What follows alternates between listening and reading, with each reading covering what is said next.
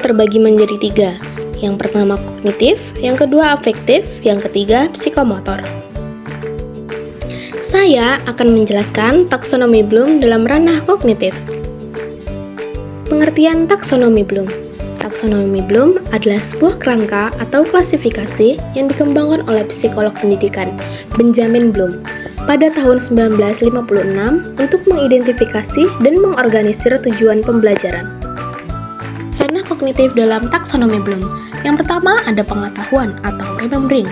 Yang kedua ada pemahaman atau understanding. Yang ketiga ada penerapan atau applying.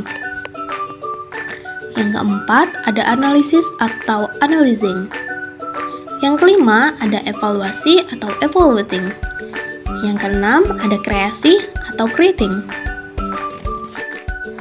Revisi taksonomi Bloom. Yang pertama, mengganti istilah pengetahuan menjadi mengingat dan menempatkan kreasi sebagai tingkat tertinggi dari proses kognitif. Yang kedua, mengklasifikasikan dimensi pengetahuan menjadi fakta, konsep, prosedural, dan metakognitif. Yang ketiga, menekankan pentingnya keterampilan berpikir kritis dan kreatif dalam proses pembelajaran modern. Penerapan taksonomi Bloom dalam pembelajaran. Penerapan taksonomi Bloom dalam pembelajaran membantu pendidik merancang tujuan yang jelas dan berjenjang, sehingga siswa dapat berkembang dari kemampuan berpikir dasar hingga berpikir kritis dan kreatif. Guru dapat menggunakan taksonomi ini untuk merancang aktivitas yang melibatkan keterampilan berpikir rendah seperti mengingat dan memahami konsep, hingga keterampilan berpikir tingkat tinggi seperti menganalisis, mengevaluasi, dan menciptakan. Kesimpulannya adalah, taksonomi Bloom dalam ranah kognitif adalah model yang sangat bermanfaat dalam dunia pendidikan karena memberikan kerangka kerja untuk mengklasifikasikan dan merancang tujuan pembelajaran secara berjenjang.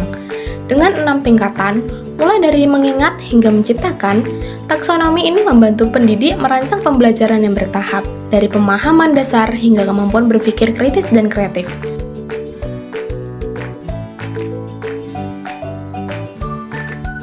Materi selanjutnya yaitu matematika dan sains dalam perkembangan kognitif anak usia dini.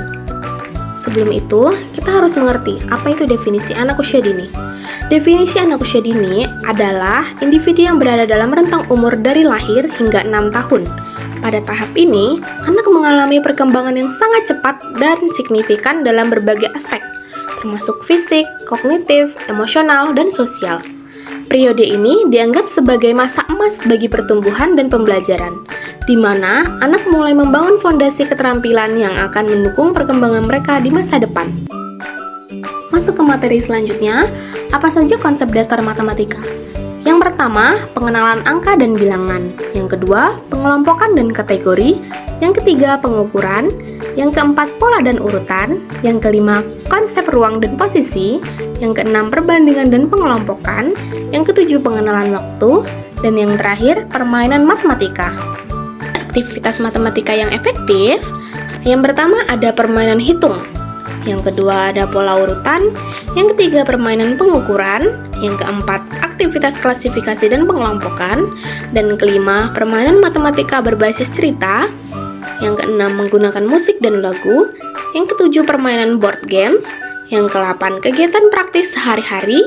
Yang ke-9 kegiatan menggambar dan mewarnai. Dan yang terakhir aktivitas teknologi. Dan kita juga harus mengetahui apa saja sih manfaat belajar matematika. Manfaat belajar matematika yang pertama yaitu pengembangan kemampuan kognitif, yang kedua membangun keterampilan problem solving, yang ketiga keterampilan sosial, yang keempat persiapan untuk pendidikan formal untuk meningkatkan rasa percaya diri, yang keenam meningkatkan keterampilan bahasa, yang ketujuh pemahaman tentang dunia di sekitar, yang ke-8 pengembangan kreativitas, yang ke-9 mendorong kemandirian, dan yang terakhir menemukan minat terhadap matematika. Masuk ke konsep dasar sains, ada beberapa konsep.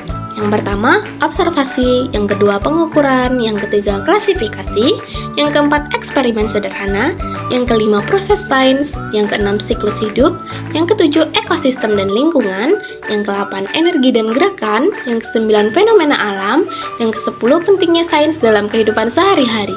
Apa saja sih aktivitas sains yang menarik? Berikut ini adalah beberapa aktivitas sains yang efektif dan menyenangkan yang dapat dilakukan dengan anak-anak di usia dini.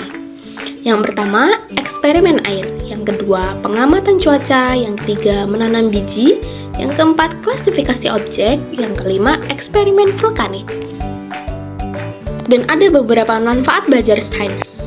Belajar sains pada anak usia dini memberikan berbagai manfaat yang mendalam dan berkelanjutan. Berikut adalah beberapa manfaat utama dari pendidikan sains bagi anak-anak. Yang pertama, mendorong rasa ingin tahu. Yang kedua, pengembangan keterampilan berbasis kritis. Yang ketiga, memahami konsep dasar alam. Yang keempat, keterampilan problem solving. Keterikatan matematika dan sains. Berikut adalah beberapa aspek dari keterkaitan tersebut. Yang pertama, pengembangan keterampilan. Yang kedua, pengukuran dan perbandingan. Yang ketiga, eksperimen dan data. Yang keempat, pola dan urutan. Yang kelima, keterampilan problem solving. Yang keenam, pendidikan terintegrasi. Yang ketujuh, mengembangkan minat dan rasa ingin tahu. Dan yang kedelapan, membangun dasar untuk pembelajaran di masa depan. Ada beberapa contoh kegiatan terpadu yang menggabungkan antara matematika dan sains untuk anak usia dini. Yang pertama, pengukuran taman. Yang kedua, eksperimen air. Yang ketiga, pola dan bahan alam. Yang keempat, mengamati cuaca. Dan yang kelima, permainan magnet. Dan kesimpulannya adalah, pendidikan matematika dan sains pada anak usia dini memiliki peran yang sangat penting dalam pengembangan keterampilan, kognitif, sosial, dan emosional mereka. Melalui pengalaman belajar yang terintegrasi, anak-anak dapat memahami konsep-konsep dasar kedua disiplin ini dengan cara yang menyenangkan dan relevan. Kegiatan yang melibatkan eksplorasi, observasi, dan eksperimen tidak hanya merangsang rasa ingin tahu, tetapi juga membantu anak-anak mengembangkan kemampuan berpikir kritis, pemecahan masalah, dan kreativitas.